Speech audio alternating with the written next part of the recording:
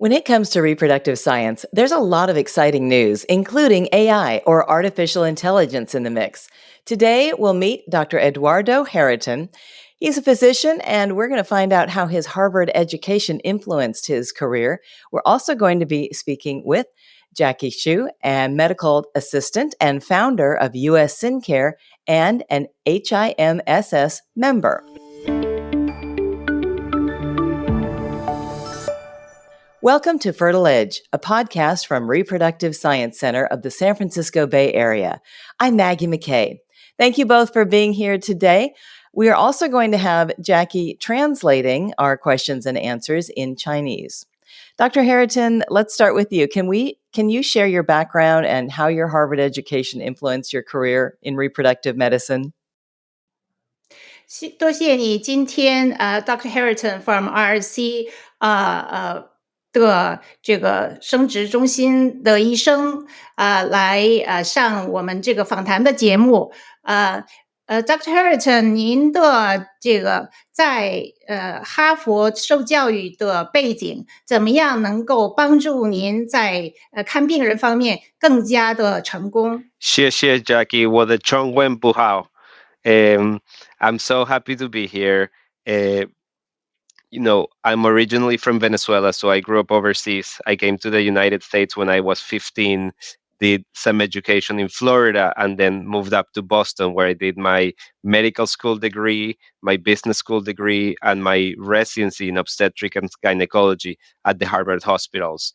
It was a real life change to go and meet people from such diverse backgrounds that were at the top of their field. I was constantly stimulated, learning different things and learning from different people. And then I found the field of reproductive medicine a little bit serendipitously.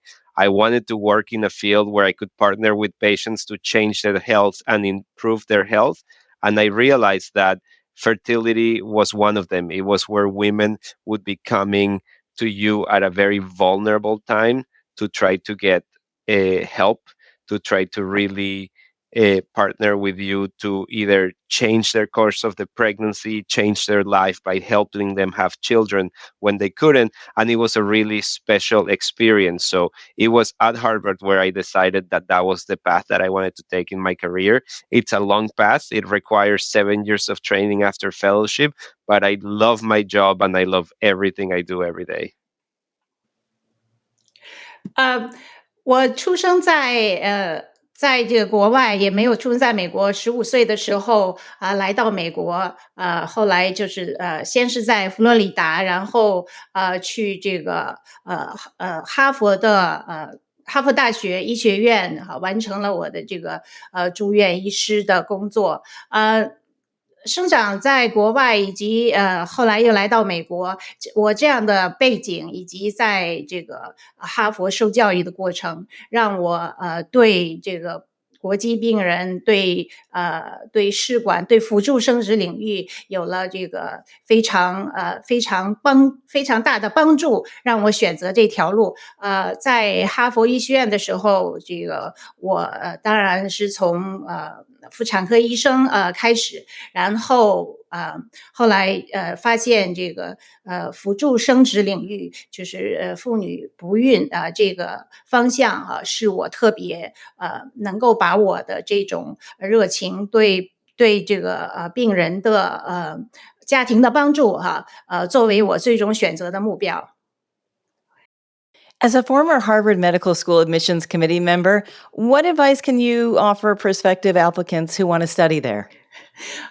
作为我之前在哈佛大学作为这个入学申请的官员，我有这样一个 Maggie 有这样的一个背景。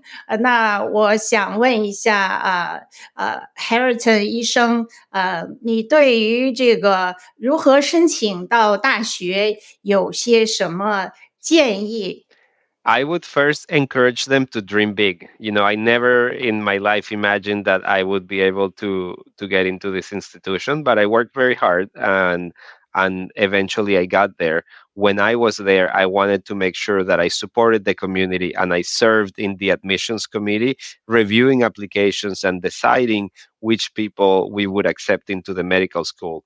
I can tell you not only your test scores and your grades are important, but also the kind of activities to do, the passion that you show, and like your distance traveled. And by that, I mean, not everybody starts with the same opportunities. And it's what you make of the opportunities that you are given that really shows the kind of person who you are and what you can bring to the community. So Harvard looks for diversity, they look for passion, they look for commitment, they look for excellence. And I would encourage everybody who wants to grow their education and really take that next step where it's med school or business school or college, to really dream big and try and really open up your story and share a little bit more about who you are. Because I can tell you, it's not just the grades, it's also the story that you share and why you want to be there that makes a difference. 作为在哈佛大学学习，除了这个成为一个成功的这个医生之外，我另外还作为哈佛大学学校医学院，尤其是医学院部分这个申请部门的工作委员。所以从不仅是作为怎么样在那里完成学业，而且是能够怎么样申请到大学，我这里会给大家一点一点额外的一些方面的信息。所以这个比如说你怎么样申请的流程，比如说你不仅是学业要好，而且你要对于有社会责任因为哈佛大学是一个全世界闻名的学校，所以它除了学业方面有领导力，对于社区的关怀，对于这个全球的贡献等等哈。我们有自己不同的标准所以这个是我给我们的病人，如果你有兴趣的话，我们可以谈论。So this is a bonus for our Chinese patient / future tiger mom. Being a Chinese, I'm personally, I have 2 kids. So, Chinese culture, tiger mom is a thing. So, so this is the future patient of Dr. Hariton have a privilege to, maybe you can ask the question on your question list, the last one.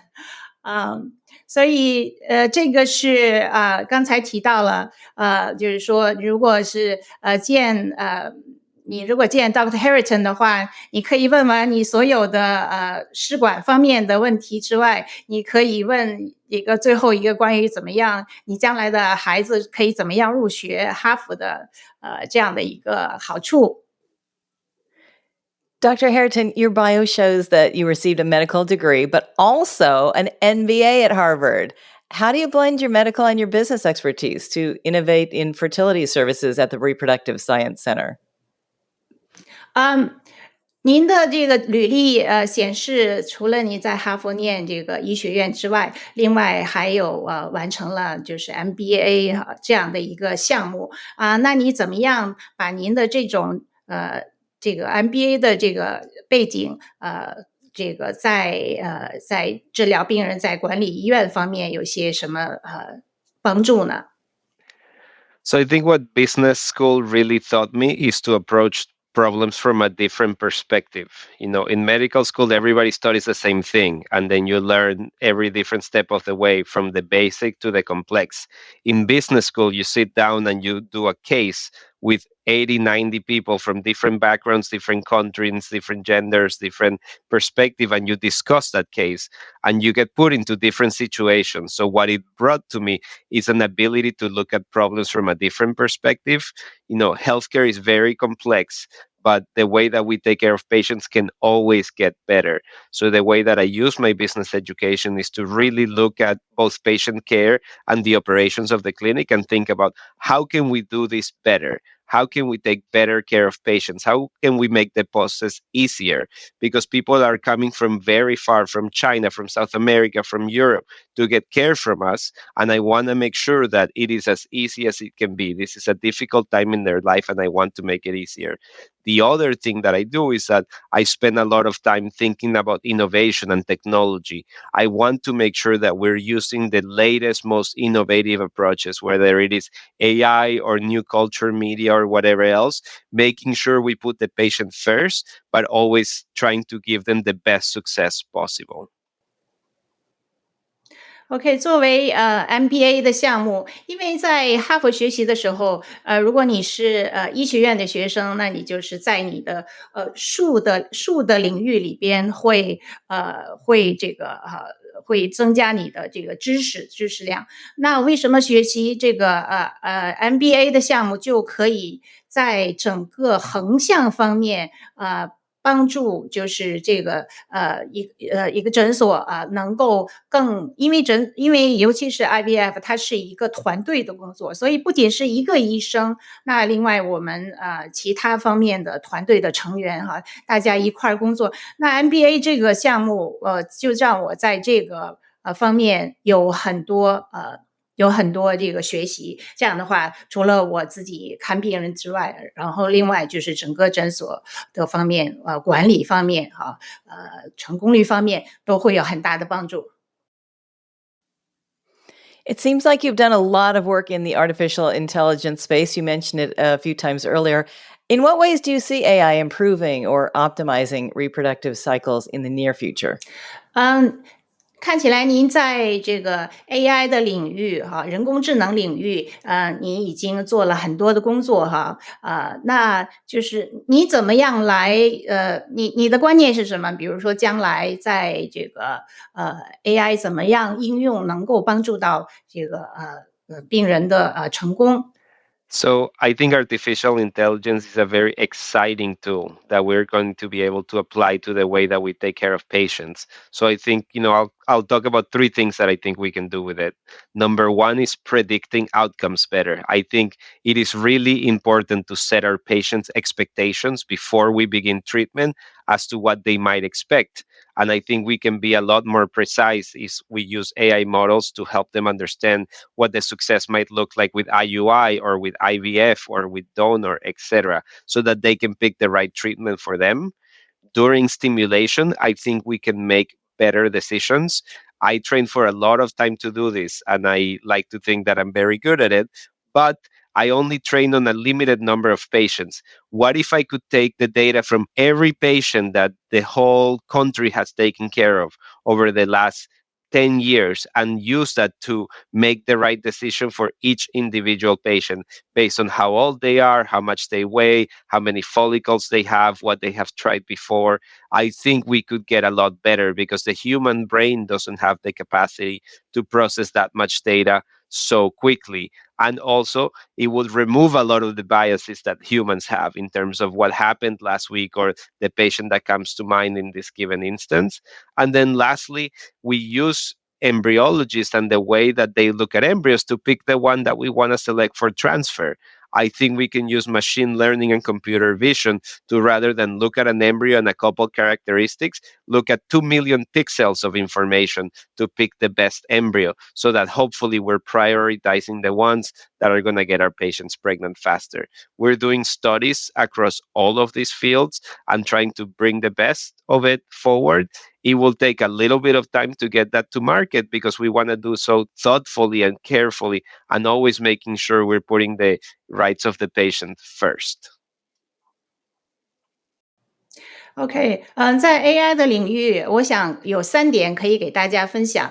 第一就是关于预测，比如说当病人来的时候，尤其是跟医生进行首次面诊的时候、咨询的时候，这个非常关键那我们就会用这个大数据用 AI 的技术用这种软件工具来能够给你更加准确的预测比如说你用这个成功率是多少，用几个周期等等另外第二个方面在于就是促排阶段那我们也是就是也会用这种 AI 的大数据的工具，从全美国、全世界拿到这个跟你同样情况的一个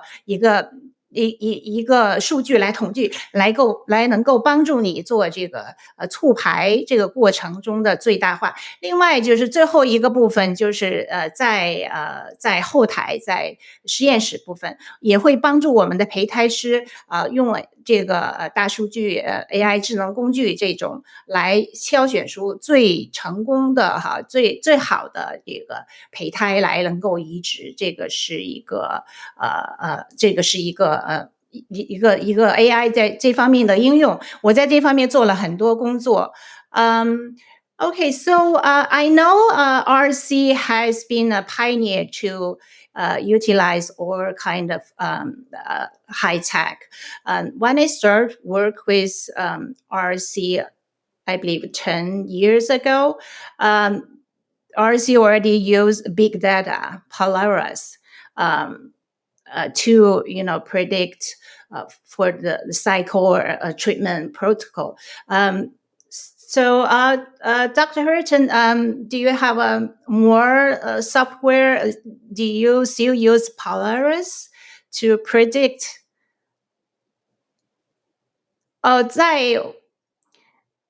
在这个我知道，就是 RC 是最早作为这个在这个领域用大数据、用 AI 来工具来能够这个帮助医生来判断他的这个成功率方面那我是想问 Dr. Hariton， 我知道他们之前RC 是用Polaris Big Data to predict 这个数据so。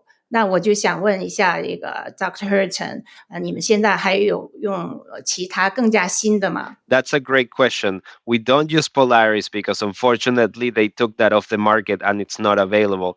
But we're creating our own software to be able to do the same kind of thing and answer the same questions because like you said, patients used to love it. Doctors used to love it, and we want to make sure we continue to provide that to patients. We are using big data in many other ways. So, for example, our lab director is also a fan of AI, and he's a very quantitative guy. So he put together a calculator that helps us think about, if you look at an embryo and you look at the grade of the embryo, the day of biopsy, what is the likelihood of that succeeding? Because it's not always clear whether you should transfer a 6BB from day 6 or a 5AA from day 7. We can look at every transfer that has happened at RSC over its whole history and then see which embryo is better. And we'll talk to our patients and we'll give them those very unique statistics for them. And that allows them to be able to make the right decisions in concert with me and their clinical teams. Okay, 因为之前的那个数据就是大数据，刚才我提到的因为已经这个他们内部的系统已经不用，他们有自己更新的这种大数据的形式 AI 技术的软件，因为 RC 已经有40年的历史，所以他们有自己非常非常强大的数据来更加准确的帮助他们来选择最好的胚胎帮助他们有最好的促排方案。Of course, Dr. Hariton, because RC already have a huge database because 40 years practice. And so that's, the software or the AI tool can tailor, for the prediction for the patient come to RC. 所以 OK 所以 RC 呢，它有现在更好的、更加准确的，而不是因为他们刚才讲了40年的历史，他们足够有这样的一个能力来用自己的这个数据来更好的来给病人进行在治疗病人方面进行这个很大的帮助。Go ahead. So you mentioned earlier that you spend a lot of time thinking about the future of fertility. So as the managing director of the U.S. Fertility Innovation Fund, what role do startups and innovation play when shaping the future of fertility treatments? And why should that matter to patients? 作为您不仅是Dr. Hariton 不仅是一个IVF 的一个医生在 RC，而且 IVF 它的这个母公司叫 US Fertility，它有一个自己的关于先进技术方面的一个基金。那Dr. Hariton 还是这方面的一个这个主管。那这个您怎么样来用这种风险投资这样一个基金的方式来帮助新的科技能够更加给病人带来好处呢？ So that's a great question. That's one of the hats that I wear. I see patients most of my week, but I also think about innovation and the future of fertility in my corporate role. We're a corporate parent, US Fertility. I think startups are crucial to the future of fertility because large companies get really good at doing one thing, and there are so many people to take care of that they're not trying to think of different ways of doing things or better way. They just want to do things really good at what they're best. So get a patient, get them pregnant, deliver good care, but they're not trying to think about AIs or different software or things like that. They rely on smaller companies with great ideas to start thinking outside the box. The beauty of my job is that I get to sit at a big company that has been around for 40 years and thinking through how do we take really good care of the patients with the tools that we have today, but also take everything coming out of the startup world, better medications, better media, better technology, better ultrasounds, AI, and put them together and see how do we plug them in at the right places so that over time we continue to raise the standard of care and make fertility treatments more equitable, more accessible, more successful, and easier to go through for our patients. OK，因为在就是普通的一个试管医院里边大部分如果作为一个医生的话Dr. Hariton 他有2个帽子，一个帽子主要的当然就是每天看病人，另外他在这个另外一个帽子在另外一个角色就是作为他的母公司 US Fertility 这样的一个关于新技术方面的领导那为什么有这样的需求呢？因为就是在普通的医生方面，因为作为医生方面只是想我们有病人来，然后这个让病人怀孕这个我们就会大家会在一直每天在这样的工作但是就是说如果说这个不会想长期比如说以后几年10年之后我们这个会怎么样会有哪些东西推动我们 RC 不仅用这个 AI 的技术从别的公司来的别的我们也会 US Fertility 也会在这方面促进这个作用，所以这个是对于这个工具或者是我们这个基金的支持就会将来受惠更多的医院用这样的先进的技术来看更多的病人。Dr. Hariton, how does your cultural background, being Venezuelan with a Taiwanese wife, influence your approach to patient care? Dr. Hariton，您是这个，您刚才讲了出生在国外，然后您碰巧您太太又是台湾人，您怎么样把您这种有家里这个中文背景来看中国病人呢？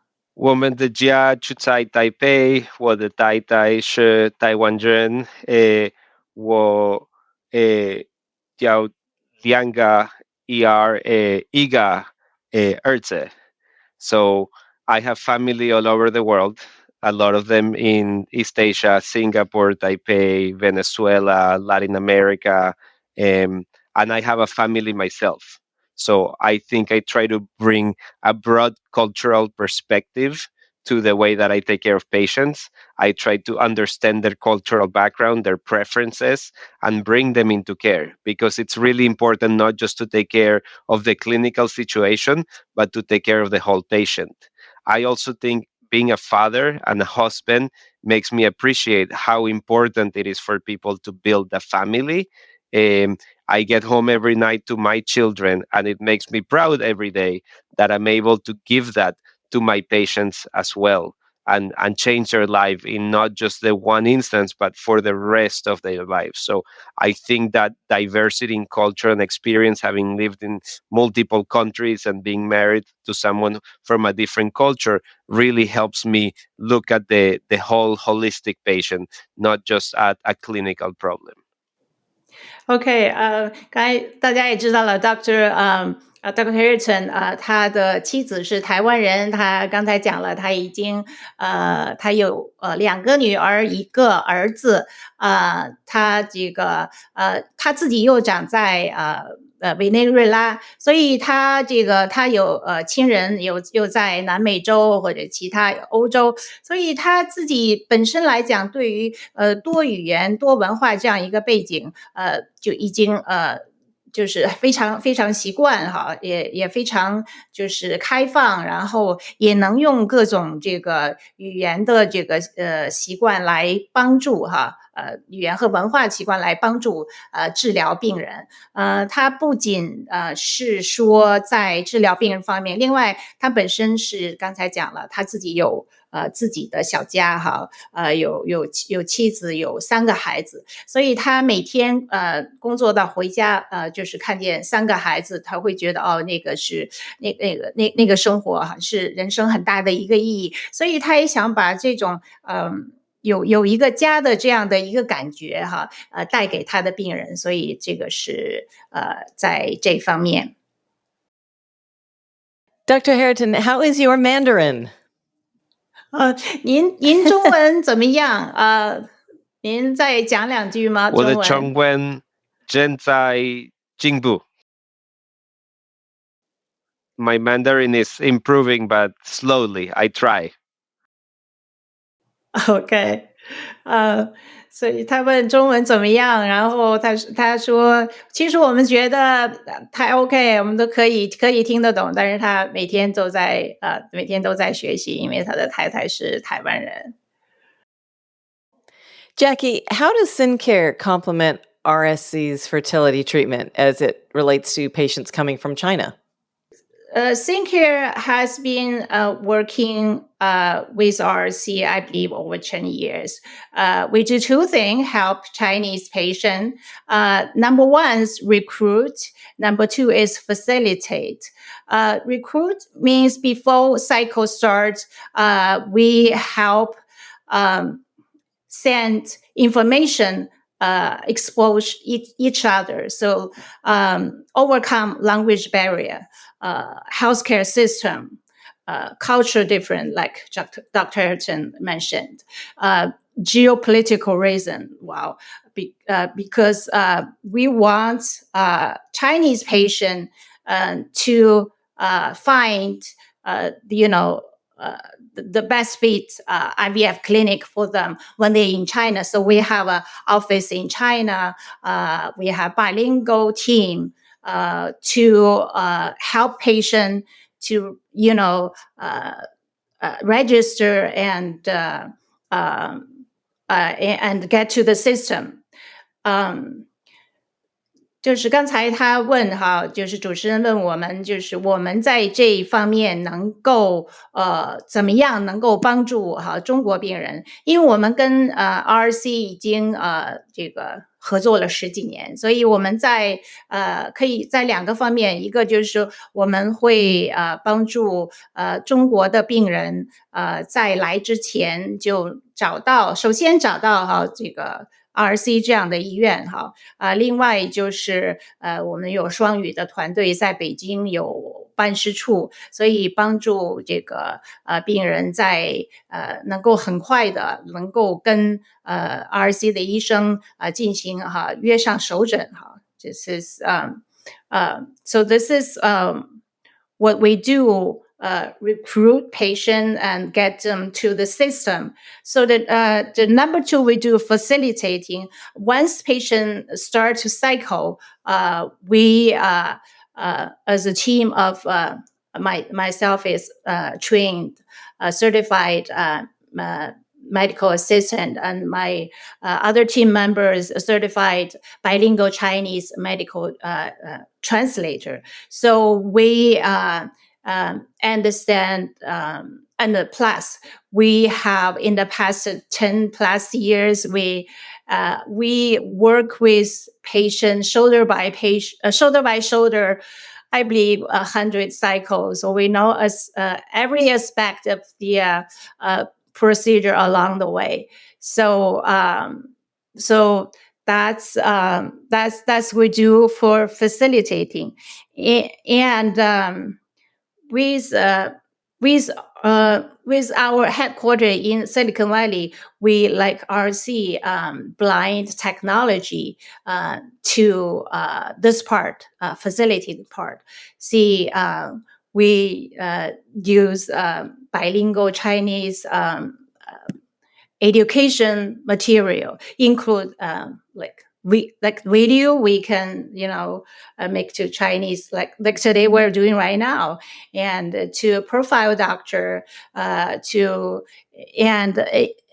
during this patient cycle, see, we have a mock video to let patient to visualize what the procedure like egg retrieval, what looks like, what we expect, who we gonna talk with. So it's like use technology and our specialty trained by bilingual medical assistant work in the clinic with along with the process on the way.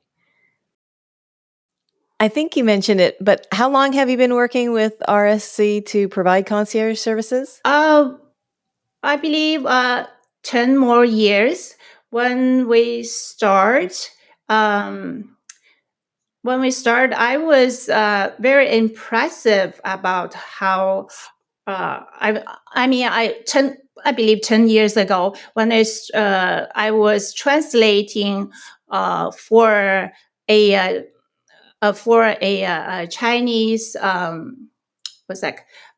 IVF clinic from a region. One of the IVF clinic, one of 5, their cycle is over 10,000 a year. That's the one of 5 in the country. So that's IVF group. It's of course in China. This kind of IVF group is a state owned. So it's like official delegation group. They come to US, and then I believe HHS or CDC or ASRM organization send them to RSC to visit, to have a tour. So I was translating on them. So then I know how RSC's practice, how as a team, how advanced to apply for high-tech knowledge to apply for the IVF treatment. 所以这个是刚才主持人问我们跟 RSC 合作有多少年，我觉得应该有10年。就是10年之前他们就是 RSC 我在翻译给中国，大概是山大生殖中心代表团。山大生殖中心大家都知道，就是全国是1万个周期之上的之一。当时他们是山东省的代表团来到这个美国进行访问，美国卫生部和山东省的一个山东省的卫生厅这样的一个访问的交流。所以我在我帮他们做现场翻译的时候，所以我才有机会知道RSC 他们的这个整个的运营是怎么样哈。